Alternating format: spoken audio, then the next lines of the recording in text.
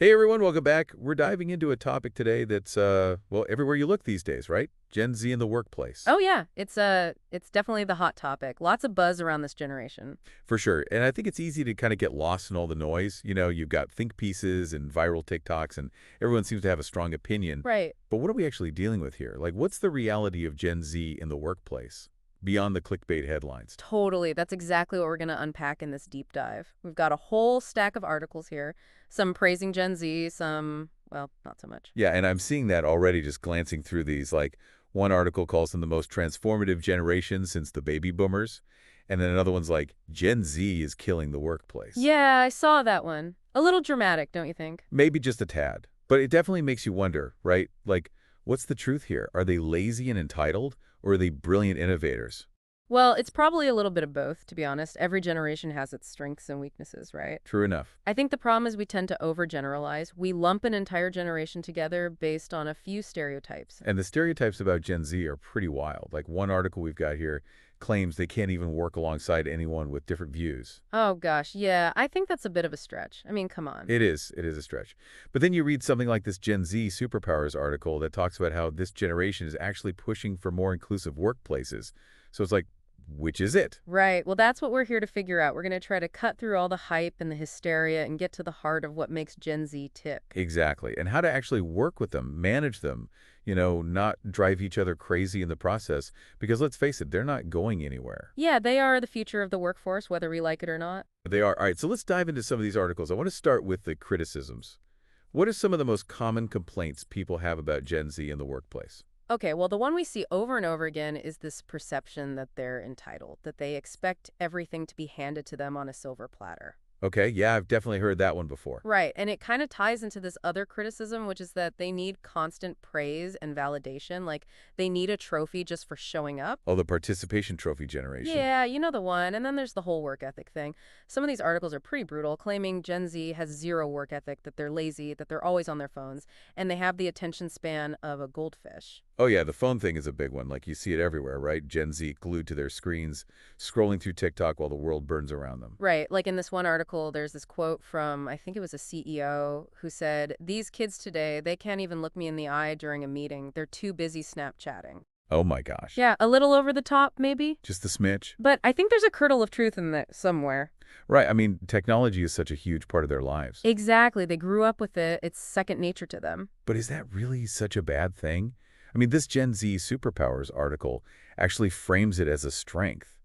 They say Gen Z's tech fluency is like a superpower that can revolutionize the workplace. Yeah, I mean, that's the other side of the coin, right? We've got these articles painting Gen Z as these entitled, lazy phone addicts. Right. And then you've got articles like this one practically building a shrine to their tech savviness. Yeah. So which is it? I guess we need to figure that out. It is kind of a head scratcher, right? Like, how can one generation be so polarizing? Right. Like everyone's got an opinion and they're all over the map. Well, I think that's why it's important to like step back and look at the bigger picture. Okay. So zoom out a little bit, get some perspective. Exactly, because I think some of these criticisms, they're not entirely wrong, but they're also not the whole story. Okay, that makes sense. So let's try to reframe some of these criticisms, like the phone thing, for example. Okay, yeah. We all see it, right? Gen Z, heads down, thumbs flying. But what if instead of seeing it as like a sign of disrespect or disengagement, we saw it as a symptom of something else? Oh, I like that. A symptom of what, though? Well, this Gen Z Superpowers article talks about how they're digital natives. Like they grew up with technology, it's practically a part of their DNA. Right, and that makes them incredibly adaptable and quick to learn new things. Exactly. So maybe they're not being rude by checking their phone in a meeting. Maybe they're just wired to multitask, to process information differently. Yeah, that's a good point. And think about it, they're used to instant communication, instant feedback. So sitting through a long, boring meeting, that's probably their version of torture. Okay, yeah, I could definitely see that. Right. So maybe it's not about them being disrespectful. Maybe it's about us needing to adapt our communication styles, our meeting formats to better engage them. I think you're onto something there. Like, instead of fighting against their tech fluency, we should be leveraging it. Right. Make it work for us. Exactly. And that brings us to another common criticism, their need for constant praise and feedback. The participation trophy generation. Yeah. But again, let's try to reframe it. What if it's not about being entitled? What if it's about wanting to feel valued, wanting to know that their work matters? Okay, I see where you're going with this. Like, they want to know they're on the right track, that they're making a difference. Precisely.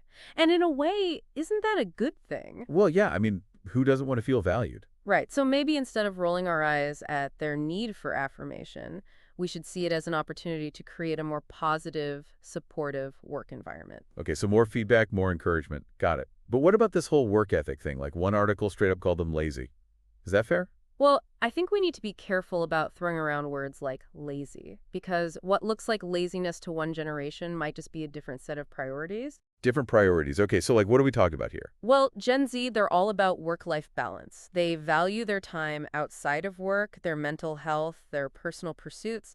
They don't want to live to work, they want to work to live. Right. It's that whole anti-hustle mentality we've been hearing about. Exactly. And honestly, can we blame them?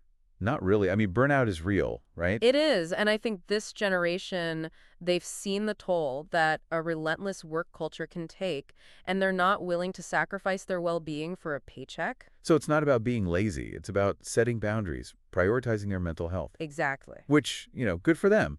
But how does that work in a workplace that's still pretty much built on, the grind, the hustle? Well, that's the million-dollar question, isn't it? And that's what we need to start figuring out, because ready or not, the workplace is changing. It really is. It's like we're on the edge of this massive shift. Yeah, and Gen Z is kind of leading the charge, right? Like, they're the ones pushing us to rethink what work even means. They are. I mean, think about it. They've never known a world without the internet, without smartphones, without social media. It's like they were born with a different operating system. Exactly. And that's why I think they're going to be the ones who finally break down those old, outdated structures and create something new, something that actually works for them. So what does that look like? Paint us a picture of this Gen Z-shaped future of work. Okay, well, first off, forget the 9 to 5 grind. Oh, good riddance. Right. Gen Z, they're not interested in being chained to a desk.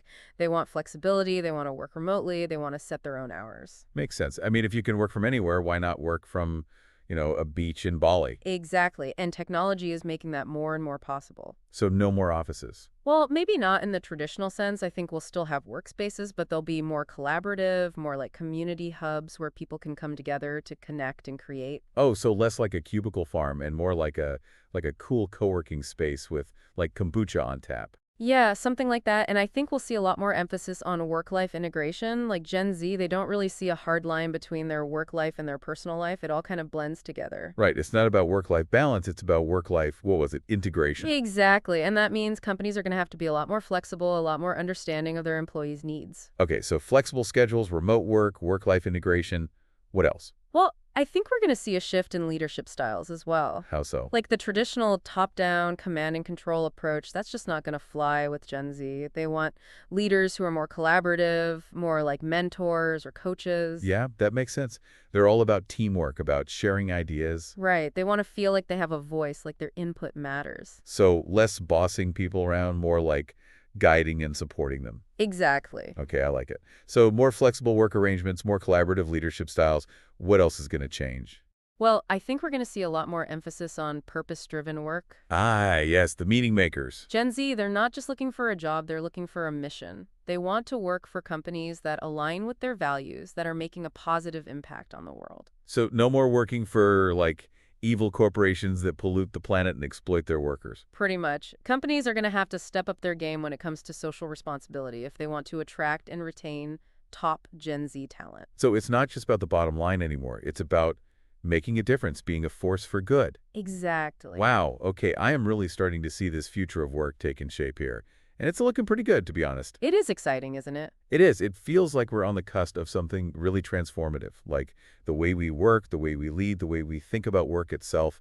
It's all about to change. Yeah, and I think Gen Z, they're the catalyst for that change. They are. So the question is, are we ready?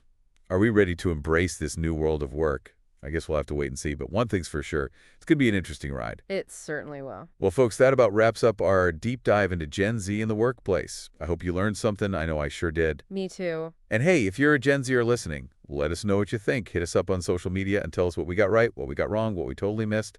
We're always up for a good conversation. Always. Thanks for listening, everyone, and we'll catch you next time.